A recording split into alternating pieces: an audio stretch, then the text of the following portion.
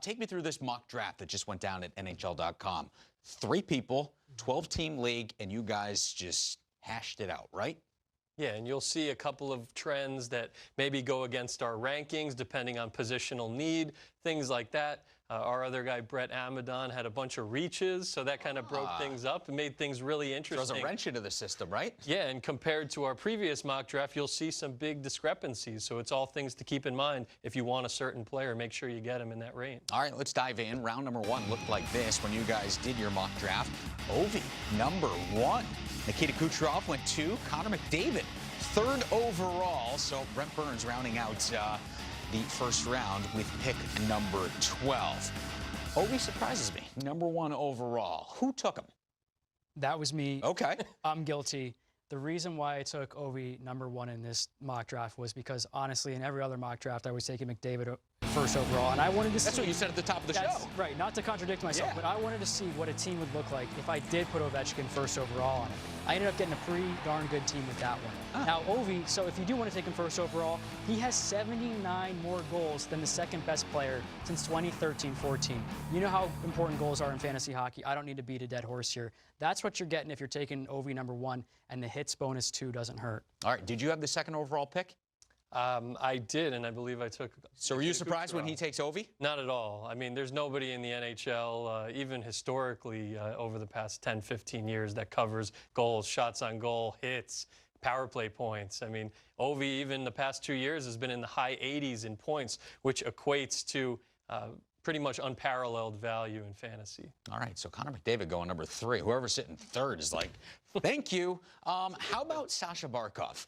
He went in the top 10 here, and I think Florida Panther fans forever have been screaming as loud at the top of the mountains. This guy is incredible, and clearly you guys agree with that. Top 10 for Barkov? I'm glad that someone took him this high because he deserves that, and there's no guarantee that if you're in the early teens that you're going to get this guy. So you have to be on high alert. Center is a very deep, peculiar position in that you could see a guy like John Tavares in this mock draft fell pretty hard because Barkov was taken early, and you see it every single mock. If Eichel goes in the 30s, then someone like Kuznetsov might fall outside the top 50. It's just all over the place. A lot of these centers are very comparable, elite-level players who could score in the 90s. All right, so not a whole lot of surprises, round number 1. Maybe we get some surprises in round number 2. Let's take a look at how the mock draft played out here. Round number 2, Ben Bishop, 2nd off the board at number 13. And then you have Pasta at 14. Erik Karlsson goes. Rantanen goes. Another goalie, Bobrovsky goes. Artemi Panarin rounding out round 2 at pick number 24. I want to zone in on pick number 20 because you guys have Claude Giroux as tri-eligibility. For the fantasy beginner out there, what exactly does that mean, and how does that benefit you? It gives you amazing flexibility. He's the only tri-eligible player in the NHL right now. That's why I reached for him from the parking lot. I grabbed him, and I took him with that ultimate flexibility, and that means on a day-to-day basis you can slot him in wherever he fits. There are a lot of teams that play on Tuesdays and Thursdays and Saturday nights, and Claude Giroux is a guy that you want in the lineup every single night, especially after the Kevin Hayes trade and signing. That means Giroux is going to be playing on the left wing once again like he did 2 seasons ago, which, by the way, he dropped up 100+ points, so that's rare company for him. And I just want to say, pay attention to that pick number 24, which was Artemi Panarin. I actually had him when you have the 1st overall pick in the 1st round, you get the last pick in the 2nd round. I was able to grab Ovi1 and Panarin at the end of the 2nd round. That is an elite duo right there, and that's a nice strategy for fantasy owners to pay attention to. It's not all bad if you get the 1st overall pick. All right, it's looking good with those first 2 picks. Let's jump to round number 3 here in the mock draft. Freddie Anderson, another goalie going off the board. 3 consecutive goalies, actually, with Flower at 26 and Tuukka Rask at 27. Pettersson goes 28. Mark Scheifele rounding out round 3 at pick number 36. Tuukka Rask, surprising for you here at number 27. Is that a bit of a reach for somebody? Candidly, it was a reach. And there's this phenomenon in fantasy hockey where if goalies start going in the 3rd round, like we had Freddie Anderson go 25, then someone took Marc-Andre Fleury 26, it's almost like the person in the 3 hole got a little nervous, buckled, and took a goalie. You don't need to take Tuukka Rask here at 27. You can wait almost a full round later, and this player will be available.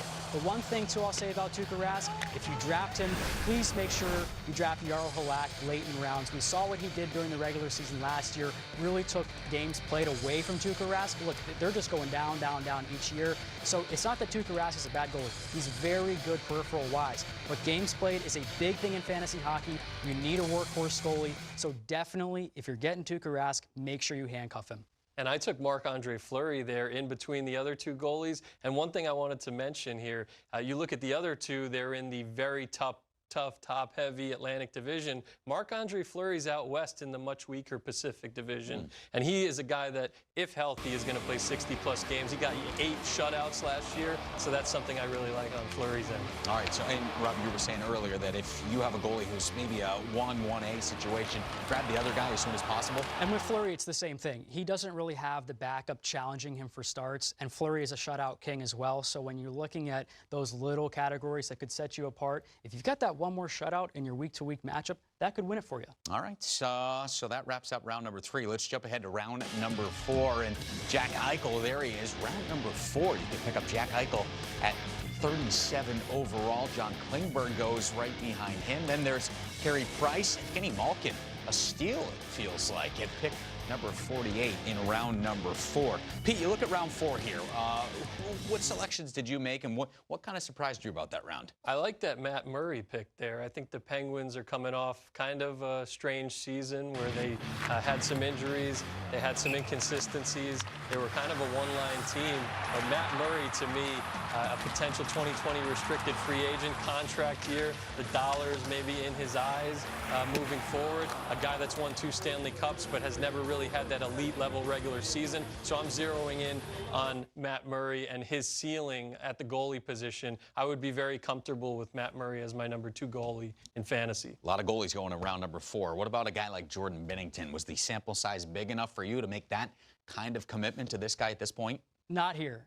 I would go with Braden Holtby, who was taken 1 selection earlier. Braden Holtby is a goalie that leads the league in wins since 2013-14. He's going to be a UFA in 2020. We all love a contract year player. It just gives them a little bit of a higher ceiling, whether that's me making that up in my head or it's an actual thing. I think it exists.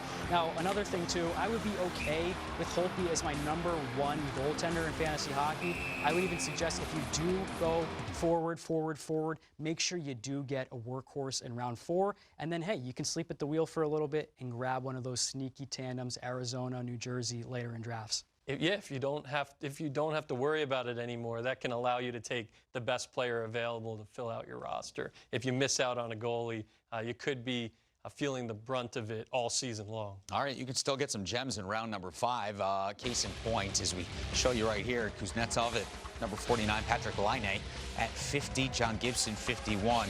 How about Patrice Bergeron at 56? That seems a little low for a guy like Patrice Bergeron. Why did he fall to 56 in this draft? I think a big reason is the Bruins have played a ton of hockey over the past few months, dating back to this time last year, going all the way to the Cup final. And Bergeron is dealing with a groin injury at the moment, so that kind of puts his, like McDavid, but he's an older player. The injury concerns really harp on Patrice Bergeron. That said, he set a career high in points last year and missed significant time. I think he's another guy. The bottom line with that Bruins top line, if they all stay healthy by chance for a full season, they're all hitting 100 points, and you could take that one to the bank. Tyson Barrie going ahead of Morgan Riley on that 5th round draft board. Was that you taking Barrie over Riley? I myself pulled the trigger on Tyson Barrie there. Look at his production last season, 14 goals, 45 assists, 25 power play points. It's all about the power play when it comes to Tyson Barrie. He has 55 power play points over the past 2 seasons. That's tied 3rd among defensemen with Brent Burns, who we all know is great on the power play. Now, one other thing to note about Barrie, he averaged almost 2 full more minutes on the power play last season than Morgan Riley did. That's a trend that I would pay close attention to for fantasy owners. I think no matter what draft you do, some's going to be Morgan Riley first, some is going to be Tyson Barrie first. If it's me picking, I'm going Tyson Barrie. There's a lot of upside with Carlson and Burns and Riley and Barrie. Might scare some people away. I wanted to mention that you can get some really high caliber number 1 fantasy defensemen further back than this range, like Torrey Krug, like Eric Gustafsson, for potent power play units and overall offenses. So just something to keep in mind. It's different than goaltending. If you miss out on your goalies early, you could be hurting.